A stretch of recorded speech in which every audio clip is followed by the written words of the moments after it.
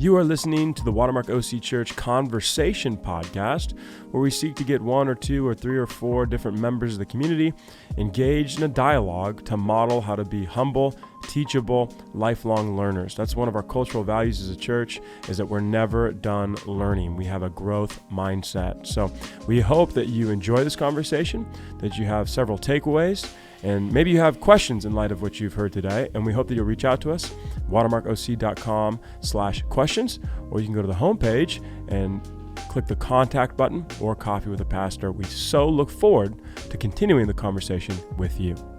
Hey, welcome, Watermark OC friends and family. We're here trying to honor our pledge, Pastor Mike Decker, to share thoughts and ideas where the Bible is not silent on maybe a prominent voter guide. Not maybe, we know that this is a big issue for people, is justice and mercy and prisons and police and everything in between. And man, I'm so thankful for you. Like, there's a short list of people that I think could even remotely weigh in on that, and I think you really can. I know you're going to be humble about this, but you've entered into this space where you can. And anyways, I want first just introduce yourself. First of all, you've been a pastor in the city and for the city for how many years? Oh, that's a good question. 89. So what's that? I came in 1989. How many years is that? Oh yeah, I mean 30. So I was born in 86. Okay. So 3 years. When Ben was 3 years old, I came to Costa Mesa. So good. 30 plus years, man. You've been working and living in Costa Mesa. Yeah. That is as local as it gets. And so, tell people a little bit about yourself. Just what you do. I love Jesus, and the Bible's my favorite book. I love the Bible. I feel like it's a toolkit for how we should live our life. So that's my foundation. Robin and I, my wife, have been married for 38 years. We have two adult daughters. Both are in their 30s. Besides loving Jesus, I love to ride motorcycles. I ride about probably 10,000 miles a year. So that's somewhat significant. I do a tour every year to Sturgis back in South Dakota. And then I guess I would describe myself as a missionary to the city. I love Costa Mesa. When I was in seminary, I prayed that God would let me serve in one city my whole life. Wow. Because, when you start a business, you don't move a business every 5 to 8 years and go somewhere else. You plant your stake in the ground, say, this is where I'm going to do it. And that was my hope. I had heard a guy preach how he had preached or served in a city for 20 years. I'm thinking, how cool would that be? And God, in his goodness and grace, has allowed me to serve and live in Costa Mesa for 30 plus years. And so I'm involved in a lot of ways, like this football season right now. So I'm in my 25th year announcing football games for Costa Mesa High School. That's right. So that gives me kind of entrance into the educational arena of our schools. I've been a chaplain for Costa Mesa PD for almost 30 years. Yeah. I think I'm the longest standing volunteer in the department. So that gives me access and kind of to our fire department and our police department, City Hall. Not so much right now, but in past. I love pastors. And so I really love walking with people, particularly when they're in transition. Pastors are in transition. And then I get to call Palm Harvest my home. I'm the founding pastor of a church called Palm Harvest, which is on the west side of Costa Mesa. This is October represents our 25th year. I've been at 25 years. We're 25 years old. It's awesome. So that's a chunky monkey right there. You might hear me say that again, chunky monkey, but that's quarter century. We'll call it a chunky monkey. Okay. All right.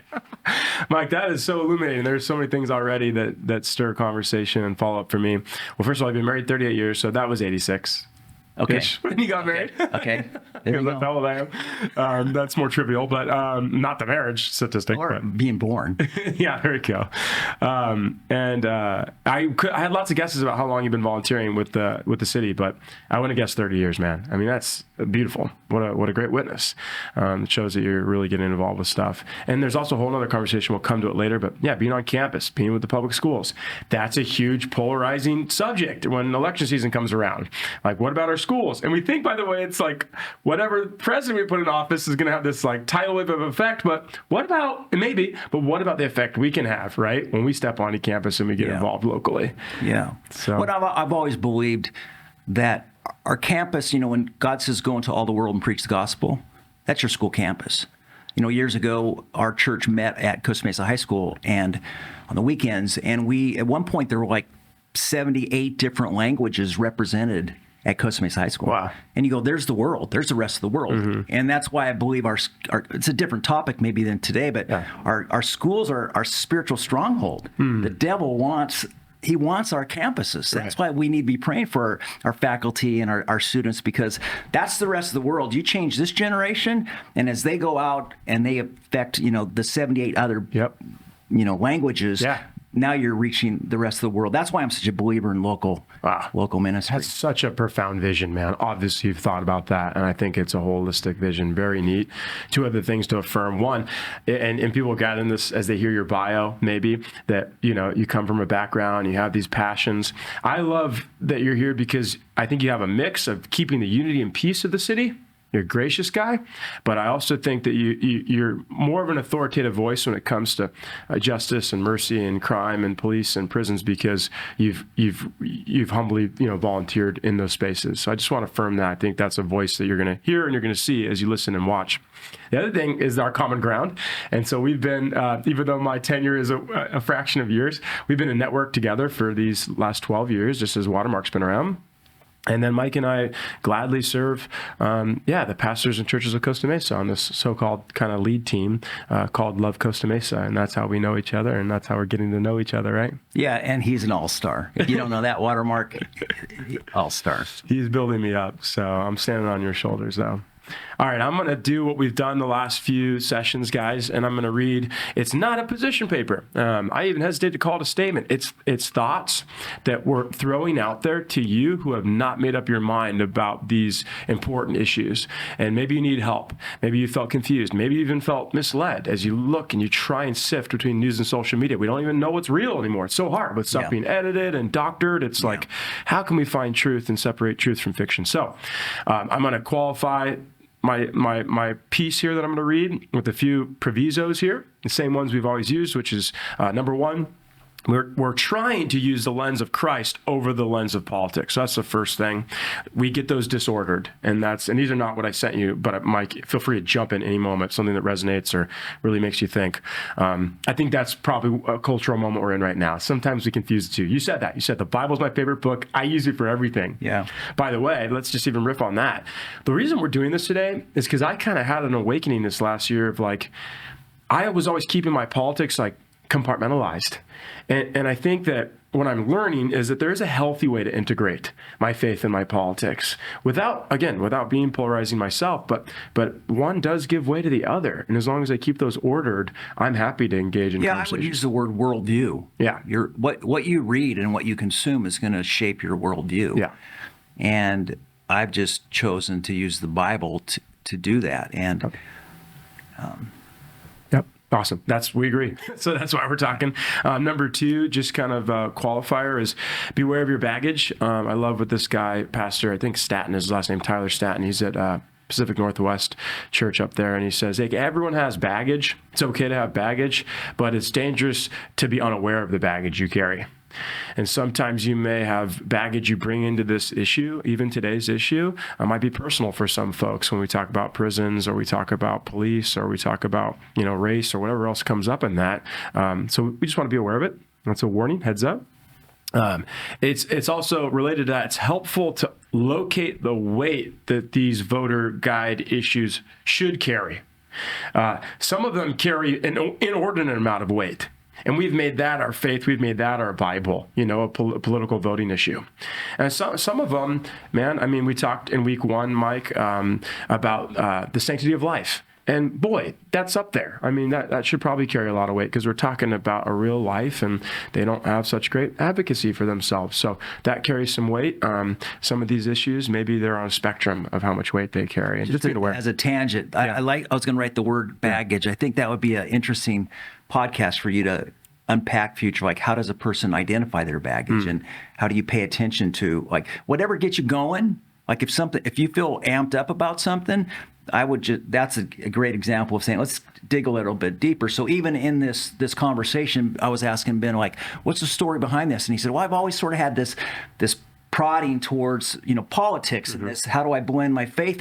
And that's an example of how you're responding to this this poking, don't just dismiss it, Yeah. but go, how come this riles me up? How come I get amped up when I hear this, or, more so than something else? Well, that's the Holy Spirit, right? Yes. The Holy Spirit's poking you, and it might be because of you have a voice that he's asking you to share, or it might be he was asking you to dig a little bit and do some, So good. I love that as an operating definition of baggage and what we can attend to. Yeah, like, right. Let's get curious about it. That's what this whole exercise is about. I love that you're saying that, because we want to just say, get curious about it. Yeah. Why Yeah. do you have why is that filled with such vitriol for you? Yeah. Why am I having this emotional response? Yes. Let's get curious. Perfect. I love it. Fourth qualifier is we're using Romans 14 as kind of a framework here for keeping the peace and keeping the unity. There's a lot that Paul says in there, but he says, hey, now receive the one who is weak in the faith and do not have disputes over different opinions. So he goes on a lot of keep the unity, even if you disagree on diet, even if you disagree on food or practices, worship styles, but just watch each other's back in that conversation. And I think that's a great doctrinal kind of underpinning for this.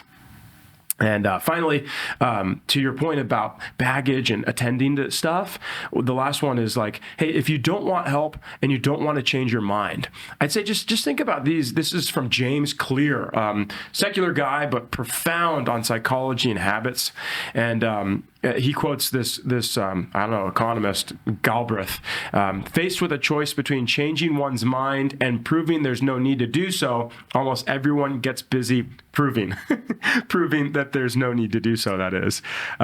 Leo Tolstoy, I guess, said, the most difficult subjects can be explained to the most slow-witted man if he has not formed an idea of them already.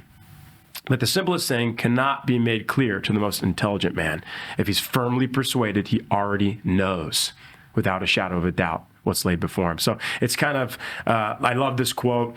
If we're not careful in this cultural moment, Mike, and I'd love for you to respond to this, we're in this cultural moment where we rather be socially accurate, even if it means being factually false.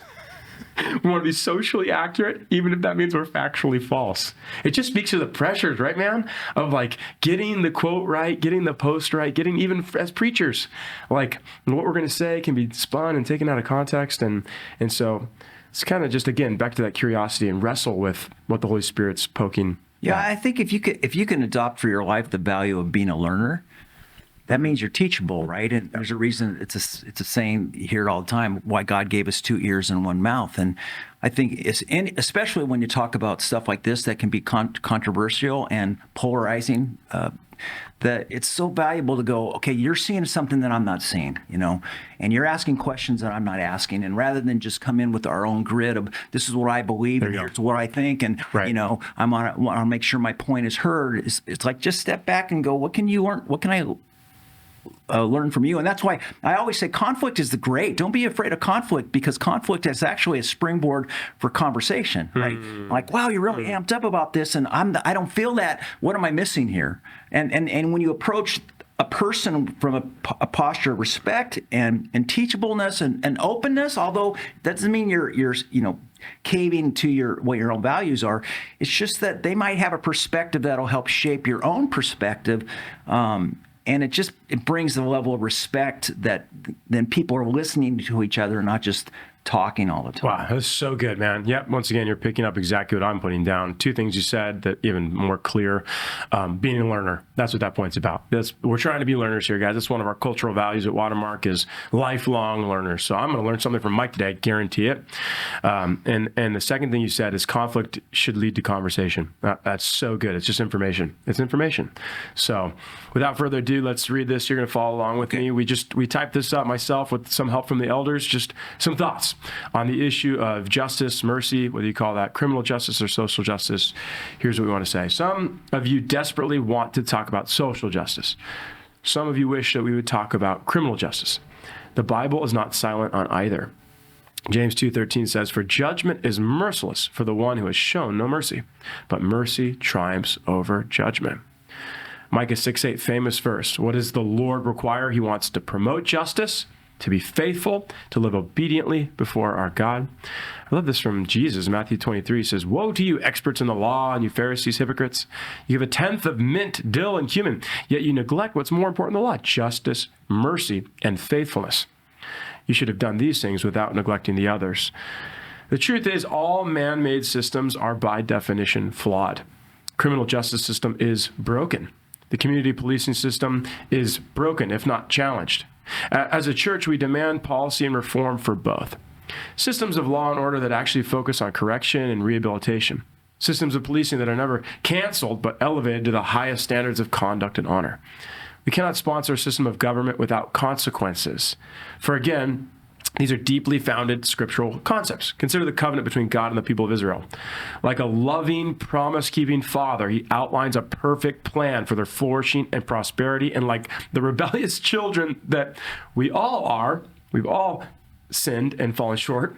Hebrews 12:6 says God disciplines those he loves. It's a natural and necessary part of humanity, actions and consequences. And yet, as the people of God living today, both Jew and Gentile, we cannot ignore a clear scriptural theme of redemption, mercy, and real justice, restorative justice. While we may never have courts, judges, prisons, or police that are perfectly just judges, we must prayerfully contend for American systems of justice that reflect these wise and time-proven scriptural norms. Social justice is loosely defined as access to resources, equity, participation, diversity, human rights. I got that just right off Google. At face value, these are easy and basic scriptural concepts. As a global community, you talked about this, Mike, earlier, about the local school system. We only have the term human rights because of the image-bearing theology of Genesis. There's no secular or godless philosophy that can possibly justify the intrinsic value of human beings apart from the God of the Bible. That's where we get that idea. As for equity and diversity, once again, we have a very clear origin story in Scripture. In the first book of the Bible, God gives the just mercy of different languages. It's just mercy. Maybe you remember that book or that movie. That's God. I mean, he is just mercy. He's both. And so I want you to think of the Tower of Babel story. If you look closely, it's actually an act of grace. Author Marilyn Robinson writes in this new book on the subject, well, in the actual story of Babel, it's God that creates languages, and he doesn't subordinate any language to any other. In other words, if there's an analogy to Babel, I think that it should be that people that live in scattered cultures can participate in something global, which could be wonderful. Fast forward to the last book of the Bible, and in John's Revelation portrayal of heaven, we see every tribe, nation, and tongue worshiping together as a literal and complete picture of heaven. One point to question and prayerfully process as we land the plane here. It'd be this. What is the best way to foster equity, diversity, and inclusion? Do mandated policies, programs, and laws produce truly equitable outcomes? Or do they create a social, psychological anxiety for the majority of people who, left to their own devices, would be genuinely happy to pray for the betterment of their fellow man or woman? And once again, as with the other topics, ask yourself this. Which candidate, presidential candidate, has not only the rhetoric, but the proven track record of elevating human beings into the image bearers of God that they truly are? Let us conclude with one point on even race. As author and pastor Pete Scazzero suggests, racism in the United States is a real and demonic evil. It does exist in some pockets of American society.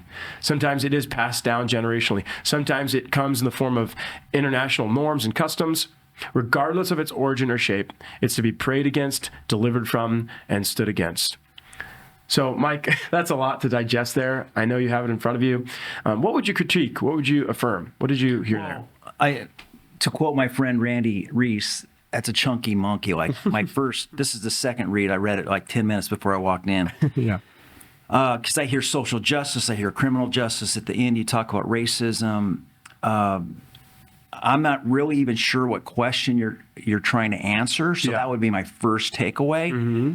But what I love, the thing that I dialed into more, and this is probably just because it's my own value, is when you boiled it down at the end of saying when you're trying to make a decision about who to vote for, it's important there's value in differentiating between rhetoric and action. Yeah. You know, Jesus said it's by your fruit that people will know you. And I often tell people, don't just listen to what I say, look at how I'm living. Yeah. Because a lot of times my words can be misunderstood. And just, you know, as a different, you can cut this out, but, you know, in speech, if you take go to speech class, they'll tell you that your actual words only make up 7% of the message. The tone of voice is 38%, and your body language is 55%. Wow. So if you say, I'm not mad, and you pound the table, you going to believe my actual words, 7%, I'm not mad, or are you going to believe my gesture and my tone of voice, right?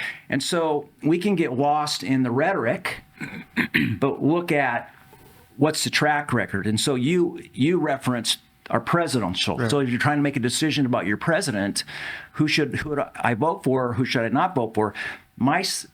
I would say look at what they've done. Yeah. So policy, so even in our two candidates right now, there's a real clear distinction between what has been done as it relates to criminal justice or justice in terms of secure borders, right? Mm-hmm. That would be a thing. Mm-hmm.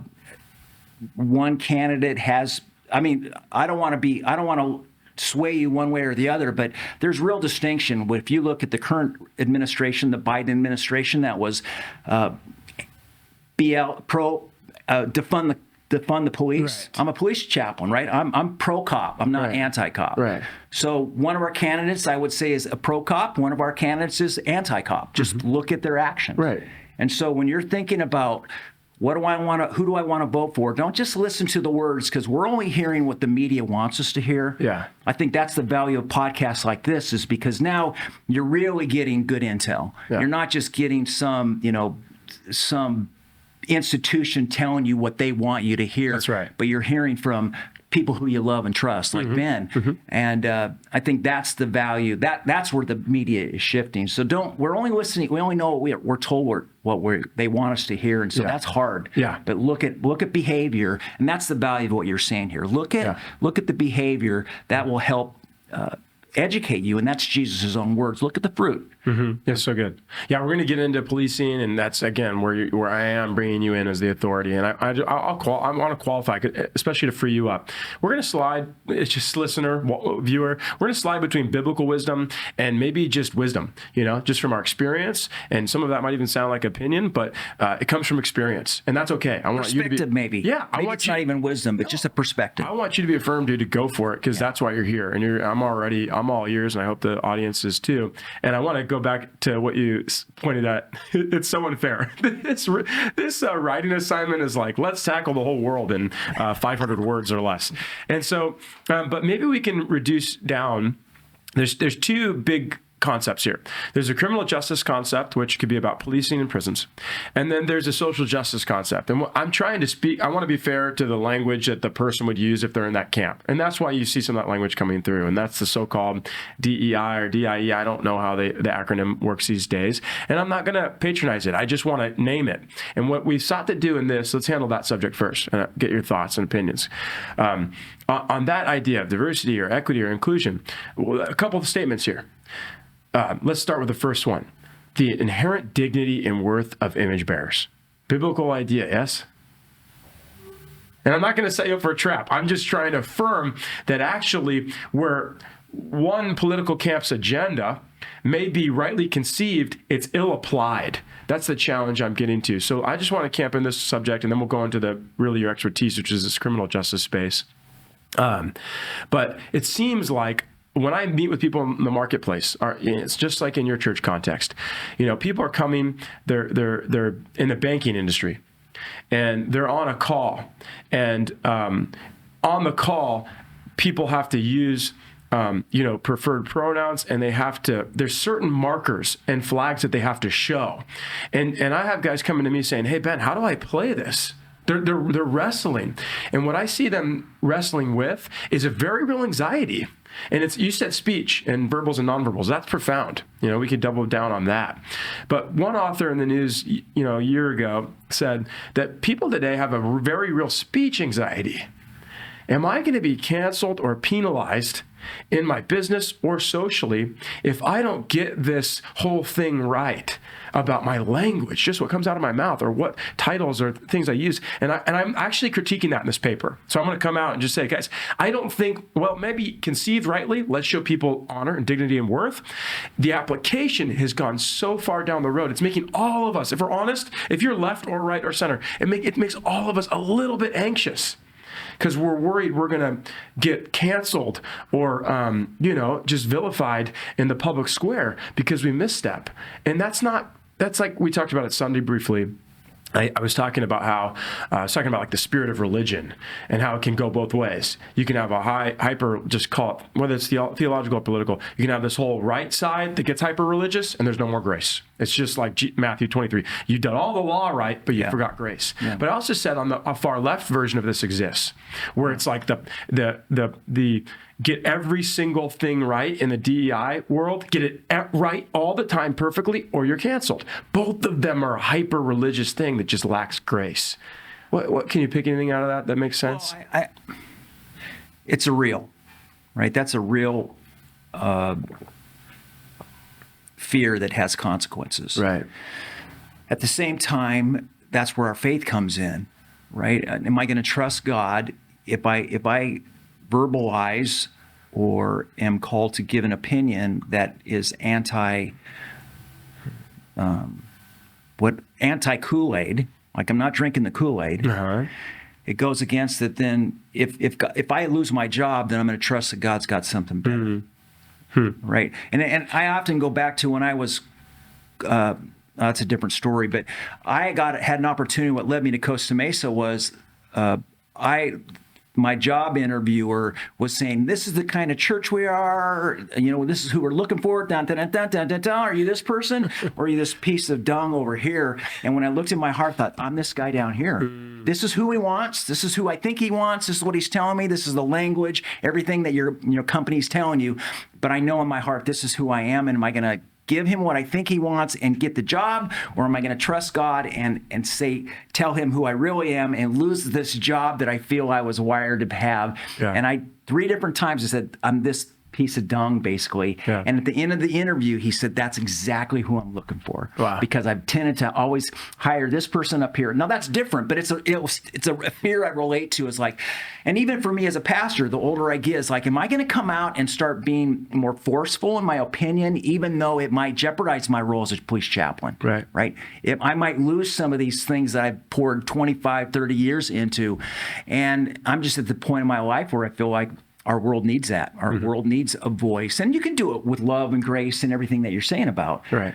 But I just affirm the tension. Yeah. And for those of you who are living in that world, who are on these, boy, it's not my world, and you can start and do something else too. Don't ever be afraid of starting over. Yeah, so good. You're naming the fear. You're naming the tension. I can see the analogy in your story, actually, because that's what I'm calling out, is that in the world, the political, cultural moment of exacting perfection on gender or race or diversity or inclusion or whatever, it has to be exact, perfect. It's, in my opinion, it's that job description that's perfect. That's the analogy I draw.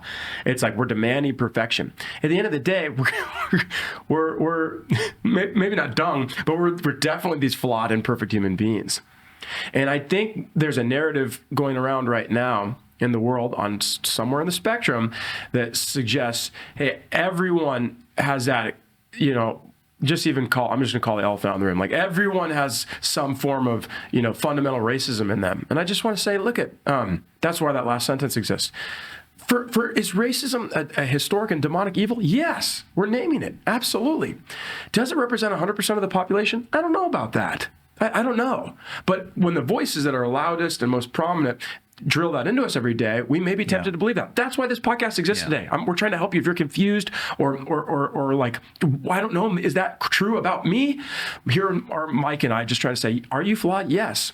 But beware of those narratives that they become internalized, and it just doesn't serve you. What would serve you better, and I'm going to land the plane here and we can pivot, but what we are trying to give you is a biblical framework for honor and value, intrinsic worth of every human being. Every human being's an image bearer, whether they believe the way you believe or not. Jesus says, "Pray for those who persecute, love you, enemy." So, like that is that whole thing of human rights that exists from the image-bearing theology that comes from the Bible. We have a God in the form of Jesus who is about mercy. I think I'm trying to just meet them halfway and say, I think that's what the DEI kind of camp or group wants. They want mercy. They want justice too. But you can't have one without the other. And I'm seeing God of the Bible and I'm seeing the Word of God as the great impetus, not just for the philosophy of it, but the practice of it. How do we be merciful? How do we be loving of every tribe, nation, and tongue? I mean, that is the picture of the Bible. Every tribe, nation, and tongue, right? And so I'm trying to redeem that narrative and speak some life into it. It's a tension to manage. But I think that there's the narrative out there is it's not leading people towards more mercy. It's leading towards an anxiety. And I just would say for those of you who are watching is just always understand that God's at work in your life. God's at work in my life. He's continually shaping us, and not just for today, but you're gaining experience. How do you gain experience? By making mistakes, right? But so God's at work in your life, and so if you're feeling tension about some of these things, that's okay. That's just it won't be the last time in your life that you experience tension. Just sit in it, make the best decision that you can. The devil's going to attack you, whatever decision you make, right? He's going to say, you made the wrong decision, or that's just what the devil does. You just, you pray about it, go to the boating. The key is get out and boat, right? Let your voice be heard. That's our responsibility as citizens of the United States. And then if a year from now, 2 years from now, you have more information, more wisdom, more experience, and go, you know what? If I could go back differently, I might do it differently. Just keep moving forward. But just sit in the tension. The fact you're tuning in is good. You're learning. Make the best decision you have with the information that you have, and just trust that the Lord is at work in your life just as much as He's at work in our country. Amen. I'm just going to punctuate it with one more point, in case people were not there Sunday, and maybe even it gives me a chance to qualify and elaborate what I said Sunday. But we've used some really specific language here. We talked about racism. We've talked about so-called DEI, diversity, equity, and inclusion, policies and narratives. And I mean, I was on a plane trip recently, and the woman in front of me was working on her slideshow, and there it was. It was like 7 slides deep on the DEI thing that she was working on. I'm not demonizing anyone, but I can camp this whole conversation in the church. And here I'm going to paint 2 pictures just to emphasize the point. There are 2 churches. I don't even remember their names, but I recently become aware of them, and they're here in Southern California. One's in Long Beach, and one's here in Orange County. And one of them has gotten caught up in the religion of a progressive agenda, and it's hurtful.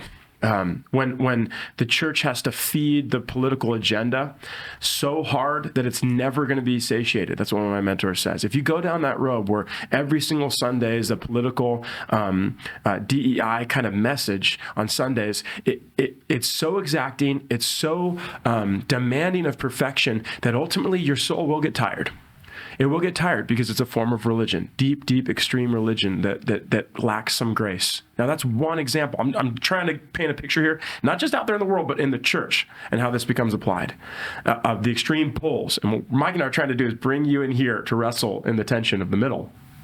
That's one kind of church that exists. There's another kind of church that exists that's in its own right. It's political, and it's extreme, and it's the law, and it's hounding people for confessions. This is the example I heard, Mike, from this church, is that in their small group there'll be a leader, and he's going around and he's asking you to confess, and that is good Christian practice. You'd probably agree, but then this person who was a part of this church, and they just got so beat up by the gracelessness of it. That's where I'm going with this. He said the leader would go through, and if the confession wasn't good enough, he'd press you deeper and say, no, I need more. And my heart broke as I was listening to the story, because I was like, oh, that's the spirit of religion. That's not the way of Jesus.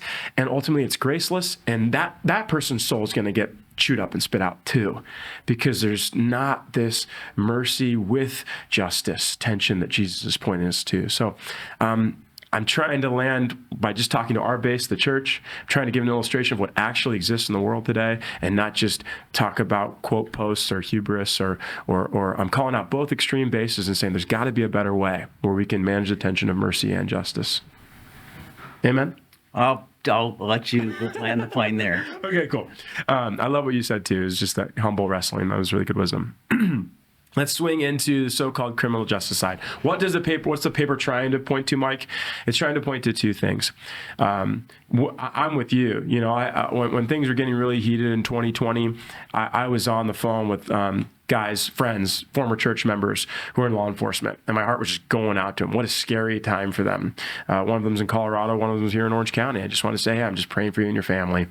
I'm not unlike you. I haven't been frontline. I haven't sat in the cars, patrol cars with these guys, but I've seen enough, real life video, dash cam footage to say, man, this job is not enviable. Yeah. It is dangerous and it is scary. And behind every one of those men and women in uniform is a family.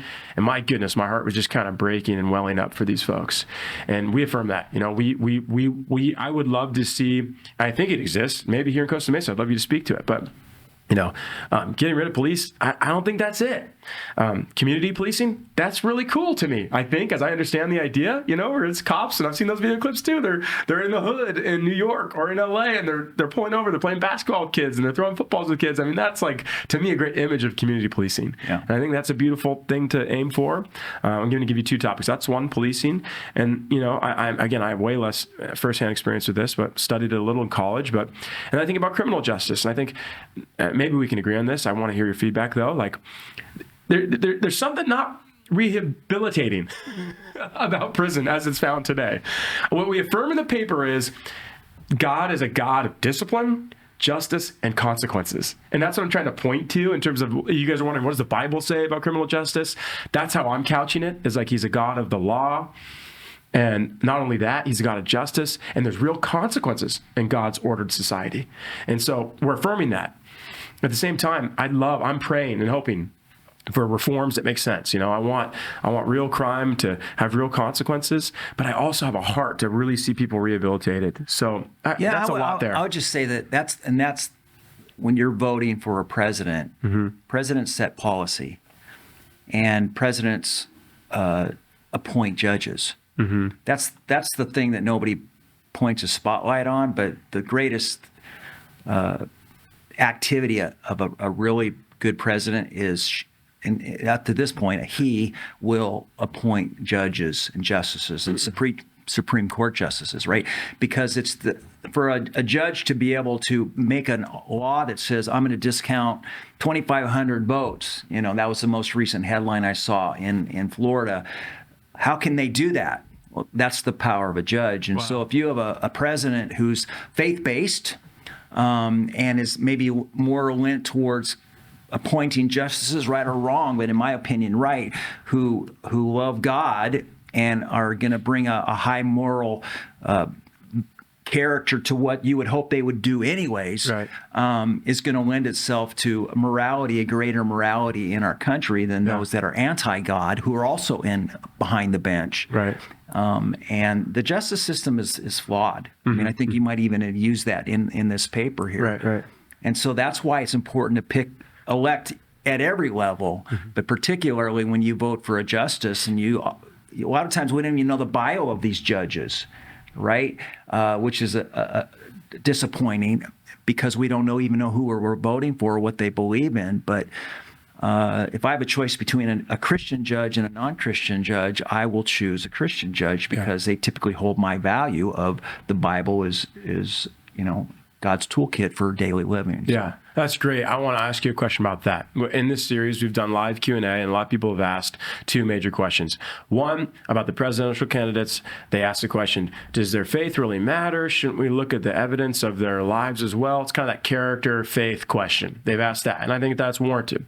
Bucky and I have tried to hold the line. Hey, definitely. Just to say you're a Christian and then not back it up is an important thing to listen to, attend to.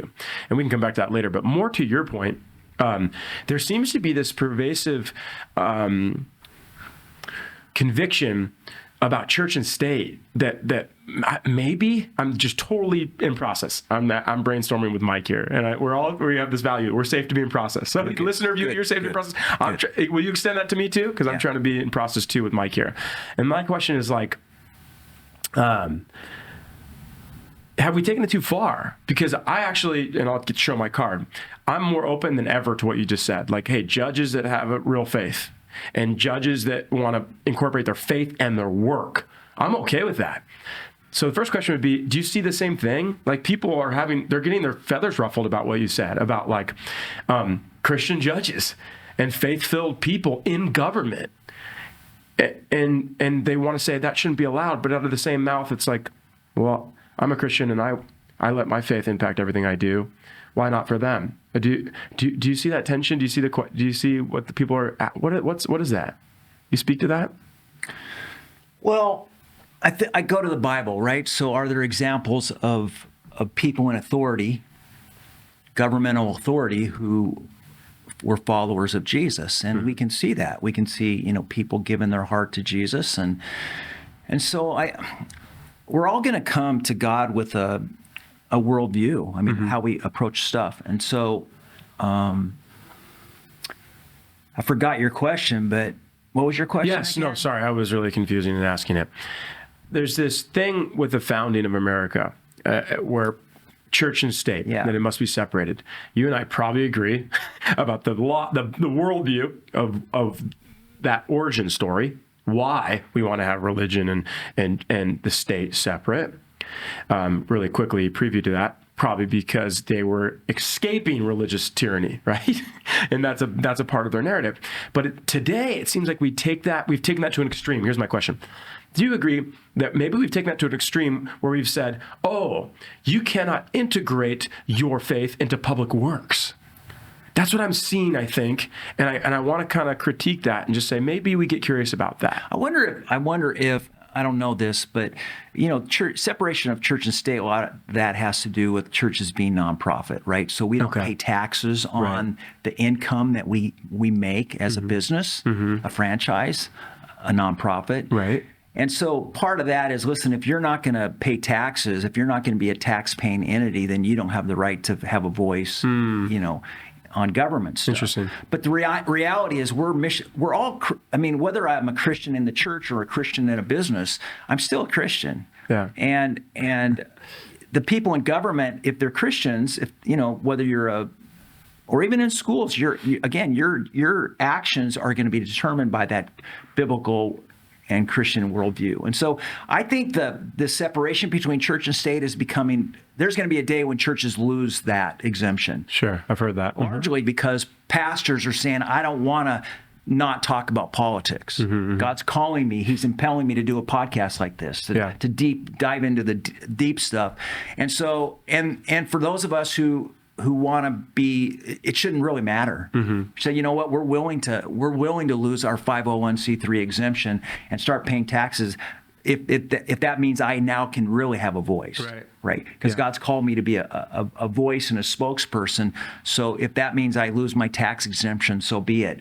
God can provide in different ways. But when we're not willing to lay on that fall on that sword and go, whoa, now we're pulling our punches. And I think that's a disservice too, to the world, because if you have pastors who are, spend their life digging into scriptures and say, this is what God says and this is how he's calling us to live. If we're pulling our punches at the risk of maybe I'll jeopardize my security, that's when it becomes an idol.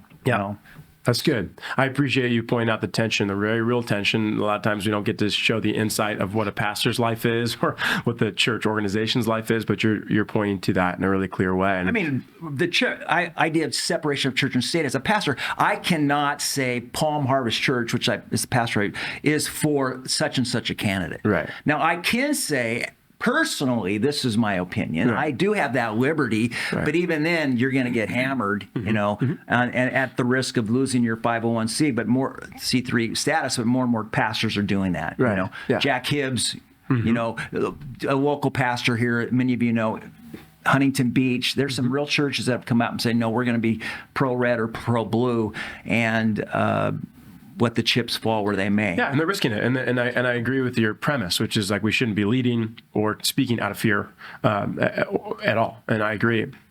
And so I appreciate you naming that tension. I want to go back to the original question, and I'll play devil's advocate, because I'm with you, but I want to help unlock some people that are maybe stuck here.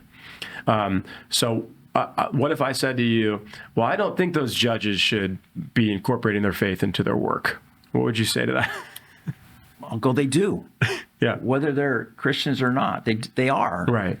How do you separate your life experiences from your decisions? Right. If you've been grown up in a home where you saw your dad beat your mom, and now you're a judge, and suddenly there's a woman in front of you who's been beaten up by her husband. How can you not feel some compassion or at least affinity with her plight? I just, and maybe that's the very reason why she came before you as a justice. Right. Because she needed someone to be an advocate for her, right? For such a time as this, as Queen Esther was, right? Yeah. And so I don't have any problem. It's kind of like I often tell people, it's a different scenario, but if you're the coach and your son is on the team, play your kid. We say, well, that's not fair. Well, if you want your kid to play, then you coach. Yeah. Right. So justices hopefully are called to objectivity. At the same time, you can't discount the fact that their worldview and their life experiences are going to shape their interpretation of the law and what's at stake. Yeah, their interpretation and application. My hope would be that if you're a Christian and you have the right to make a decision, that these things that you're talking about would influence towards what God would want you to do versus what the devil would want you to do. That's right. So yeah, I'm really touched by that, Mike, and I think that I'm in a season of life where I may, probably out of fear or just my heart wasn't breaking for people who were confused or misled on some of these issues. I didn't know how to integrate the two. What I think you're nailing is that healthy integration.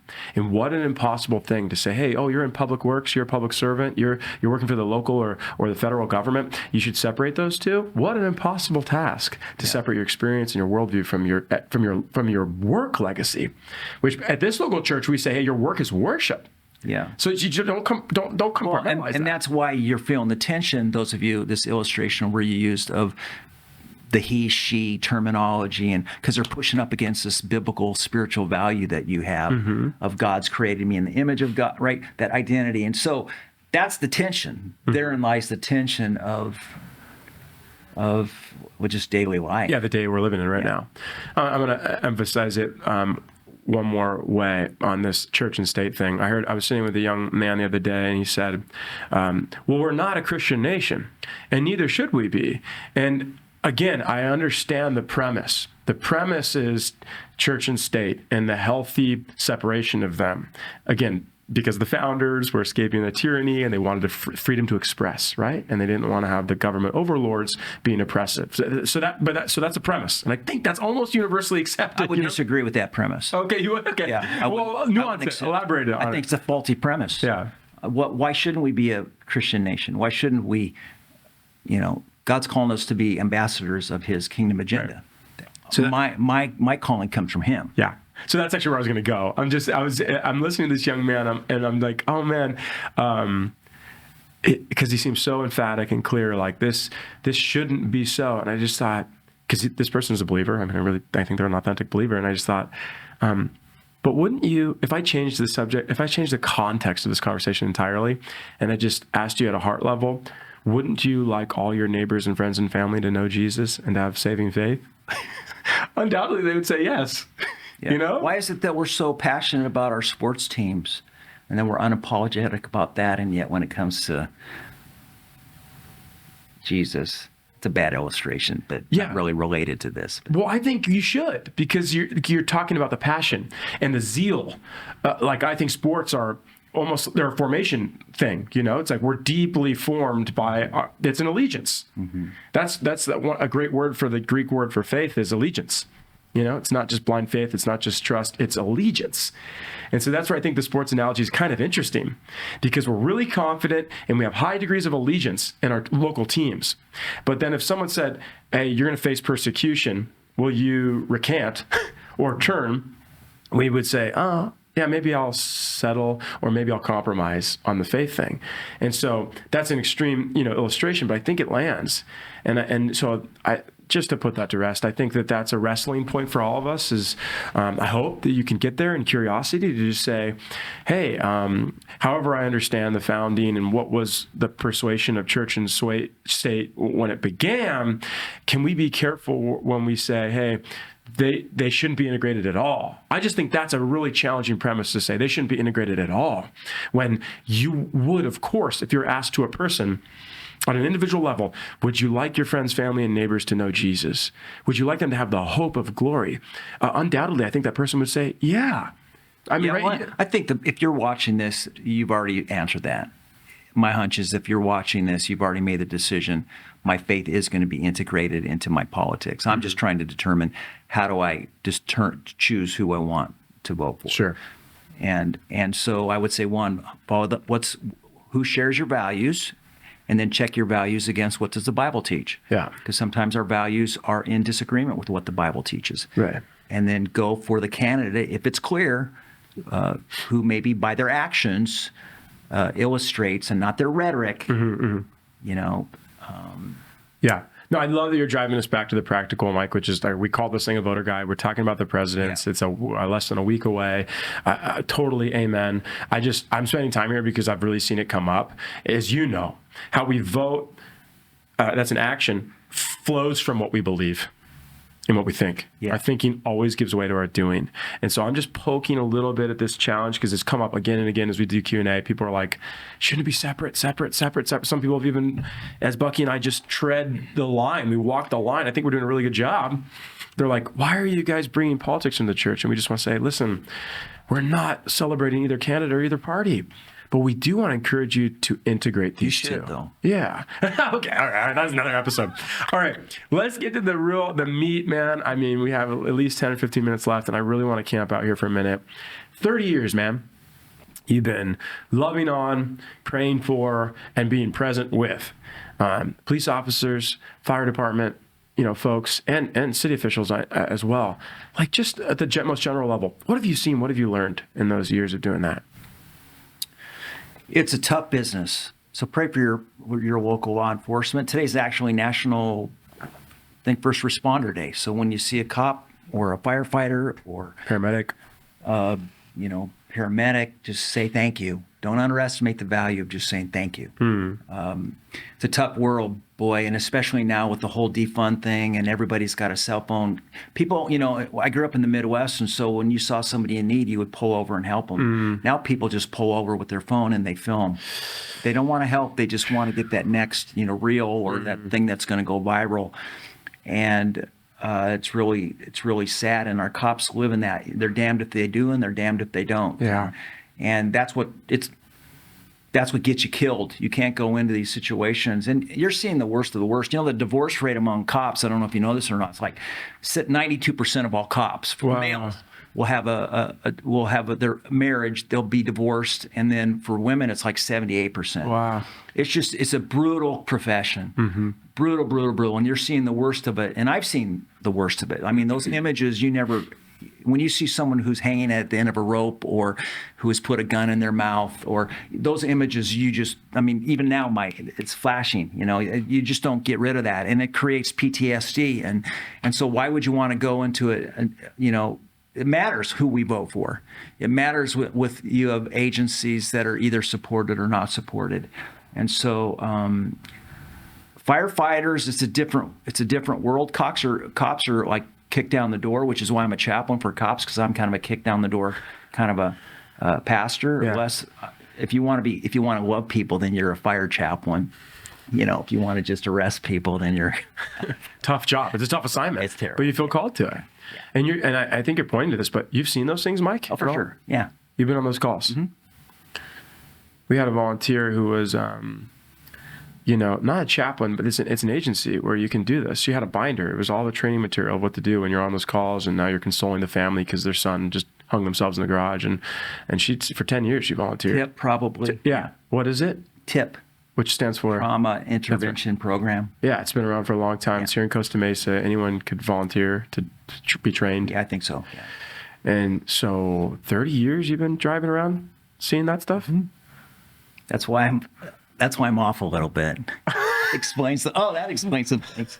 Well, I mean, you can, and that's amazing because your soul is strong enough to be able to laugh and it keeps from crying, or whatever about it. And I'd be looking at you and to say, man, that is a profound balance that you've been able to do because you've managed the trauma and you've managed the stress of just even being present with those people.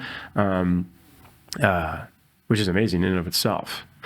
This is getting into a whole other subject, but like, how have you done that? Is it just how God wired you up, or? Yeah. Yeah, and even when I moved to Costa Mesa, I immediately went down to the police station and said, "Hey, do you guys have a chaplain program?" And they didn't at that point. Yeah.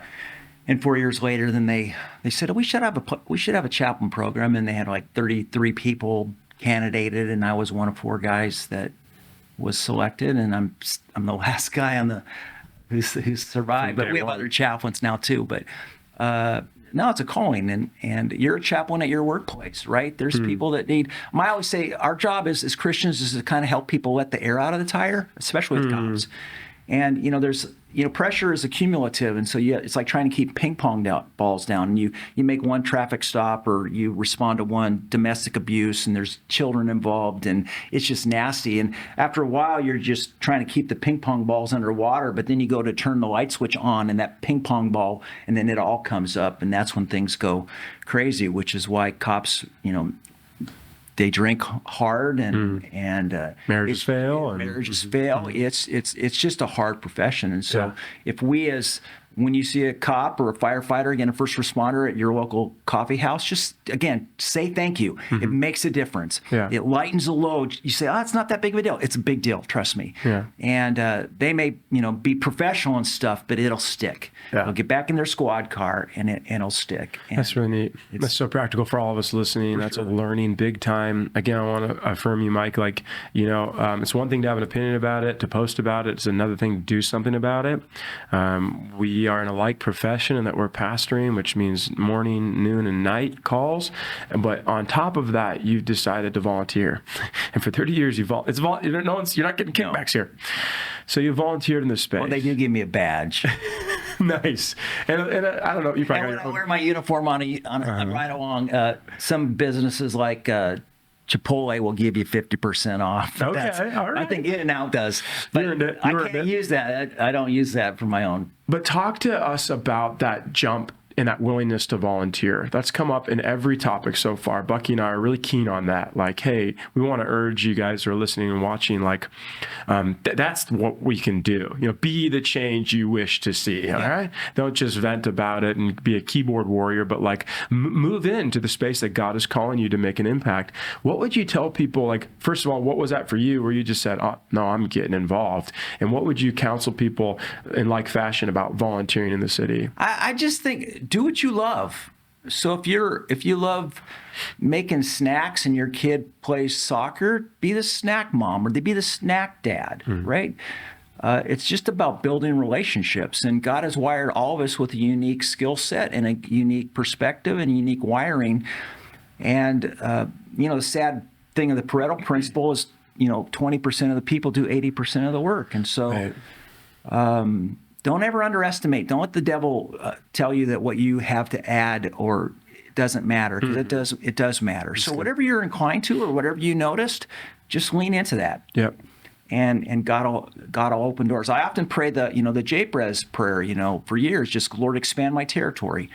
And if I pray for Pastor Ben, I'm going to be saying, Lord, increase Ben's influence so that when he goes to wherever it might be, that he finds receptivity. That's one of the ways that you can pray for your pastoral staff, as Ben is a coaching to pastors, for example, here in Costa Mesa. God can just increase Ben's favor among these pastors to trust him and to listen to him and to be open to his input or the Watermark's input. Yeah. I would even pray and challenge you to pray for this Lion the Lamb coffee house that you have here on campus. And I know it's a vendor, I know it's a business, but it's your business. Right. And it's your opportunity to just pray that this is a safe place for people to be recharged, not just with caffeine, but that when they leave here, their load is lightened differently. Don't underestimate those simple things. And maybe you're serving is when you come in, you say, you see some trash, I'm just going to pick it up, or I'm going to clean. That's going to be my civic engagement. Yeah. And it doesn't have to be that complicated, whether it's your school, these community serve days with Love Costa Mesa, whatever the case might be. Yeah. But God will use that, and to much as to when God sees you faithful with a little, He'll give you more. And then by faith, you just have to step into that. And so good. I love it, Mike. And I'm going to repeat 3 things you said that are really profound. Volunteer your prayers. That's not nothing. More than ever, I'm really excited about how, we need prayer and there's power in prayer. Find out the cross section between the world's deep need and your deep gladness. Yeah, right. Where you're pumped, where you're passionate, right. And go after that. And start small, in any space that strikes you. I think that's so profound. I got one more question for you before we wind down. You talked about a lot of the hardship that you see on those calls and a lot of the breakdown that you see in those calls. I think you might agree with me, like those things are a symptom, Like if I think about from criminal justice, like the folks that are in prison, all the way down to the micro level of the calls you're on. We see these things, a breakdown. They're a symptom of something else that happened. There's a source there to these social ills. In your mind, well, A, do you agree? And B, what is that? That, if we could get at that source, we could change a generation. Well, my go-to is always people need Jesus. People need hope. Yeah. People need the light. We wrestle not against flesh and blood. This is a spiritual war that we're in, and to think that your vote doesn't matter is really an understatement. Yeah. It does matter, because people set policy, and policies change people's lives. Yeah. And so your greatest maybe civic responsibility in mine is to cast a vote. Mm-hmm. And to do what you're doing. You're trying to be, make the best decision you can with the information that you have, right? That's good. And so, but no, at the end of the day, it's sin, right? We're always going to contend with sin. Sure. Sin causes brokenness, and brokenness leads to bad decisions, and bad decisions lead to bad consequences. So if we can just bring a little salt and light into the arenas that God's allowing us to be in every single day. Right. I think the world will be a better place, and the kingdom of God will advance. Amen. Oh, that's a great way to punctuate and land the whole episode today. I just remembered the 3rd thing you said about volunteering, and now you said it again kind of in different terms. Like, don't listen to that voice of inadequacy that says, I couldn't, or I wouldn't, or it doesn't matter. It's such a lie. Totally agree, whether it be volunteering or whether it be about, just voting or having God conversations or being salt and light. It makes a massive difference in the spiritual realm and then here in the natural realm. So, Mike, I'm so thankful for you taking the time. Thank you for your input and your grace and your wisdom. And thank you guys who are listening and watching for joining us. And stay tuned for next week as we continue the dialogue. Thanks again for listening to the Watermark OC Church Conversation Podcast. We hope and pray that something has touched your heart, has given you something new to think about, and we would love to continue the conversation with you on a personal level. Please reach out to us, watermarkoc.com, and click on Coffee with a Pastor, and we will continue the conversation.